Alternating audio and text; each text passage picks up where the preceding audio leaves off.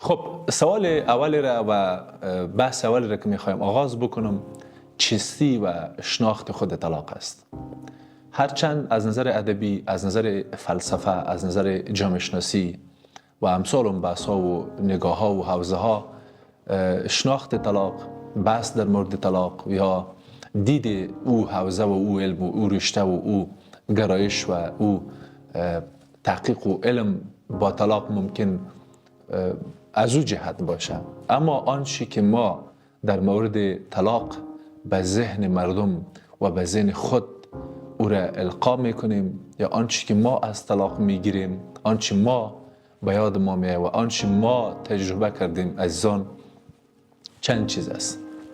اولی که ما باور ما است که طلاق مثل قطع شدن یک اندام است، مثل بریدن یکی از اعضای بدن انسان است. طلاق یعنی که شما میان چشم خود را میکشین.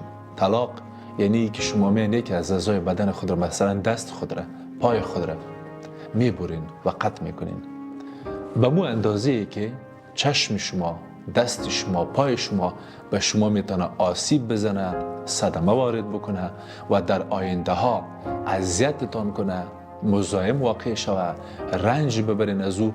طلاق هم به می اندازه چیزی که مزیاد روی ارتباطات، روی زندگی و روی مراودات و تعاملات زندگی تاثیر داره. یک. دو، ما باور ما است که طلاق مثل یک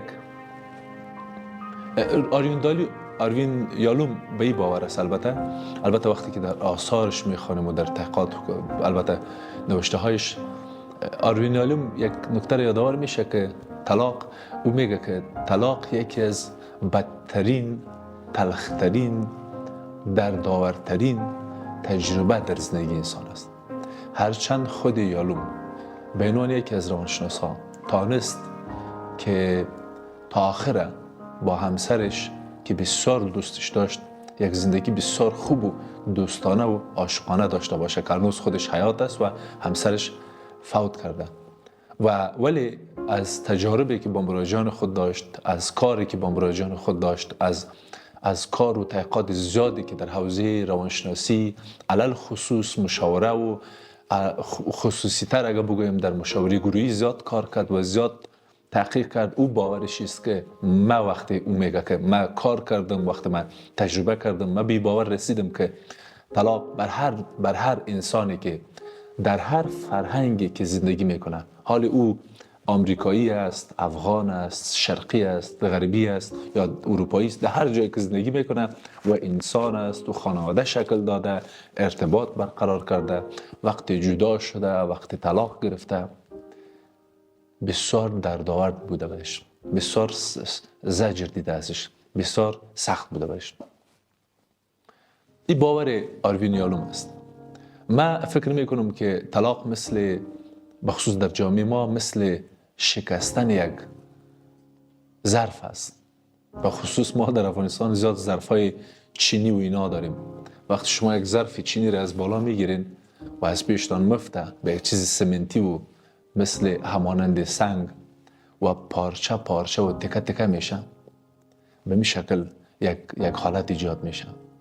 شما همسر خود از دست میدین دی پارچه پارچه شدن و تکه تکه شدن و همه چیز ریختن.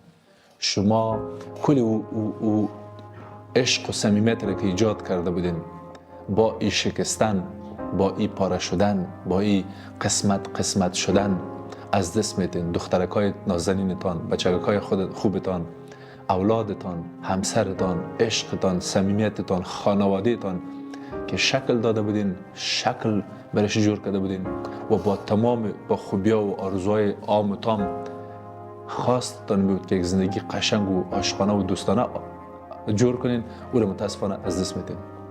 در کنارش من فکر میکنم طلاق شبیه به یک جراحی است، شبیه به یک عملیات است.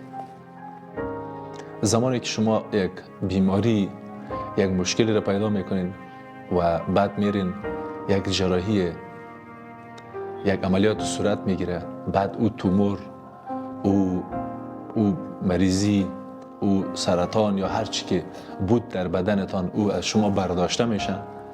بعد یک مدت زمان میگیره که شما او زخم ها و او کوک ها و او دردایی را که دیدین او را درمان کنین، برش التیام ببخشین، بعد برمیگردین به زندگی نرمال و عادیتان. در بسیار موارد در بسیاری از خانواده ها طلاق مثل یک عملیات موفق سرطانی است، مثل یک عملیات موفق توموری است که یک دکتر نازنین و متخصص و حرفه‌ای و کارفهم و وظیفه دوستش میه و یک عزیز سرطانی را میگیره و تومور از بدنش دور میکنه و برش چک چک میکنه و برش میگه که تو از یک سرطان، از یک بیماری نجات یافتی و ختم شد همه چیز. بعد از این برو به زندگیت برگرد. آن چی زندگیت تهدید میکرد، حیاتت قرار بود از بین ببره، دیگه کنارت نیست. طلاق گاهی اوقات دوستان این قسم هم است، شبیه به یک جرعه سرطان است که وقتی شما از همسرتان دور میشین، وقتی شما به همسرتان طلاق میتین، وقتی شما از همسرتان طلاق میگیرین، اینجاست که شما به یک زندگی نو، به یک تعهد نو، به یک باور نو، به یک زندگی نو برمیگردین و این عالی است، فوق العاده است. نگاه ما و باور ما در مورد طلاق این است.